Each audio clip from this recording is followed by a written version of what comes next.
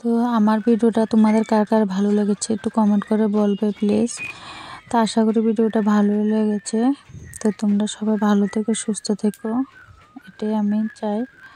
তো সবাই আমার পাশে থেকো ভালোবাসা দিয়ে।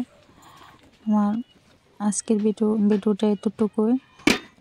তো চেষ্টা করবো আবার তোমাদের সাথে নতুন কোনো ভিডিও নিয়ে আসা। তো ততক্ষণ তোমরা সবাই ভালো থেকো, আমিও ভালো থাকবো। এভাবে আমার পাশে থেকো তোমরা সবাই।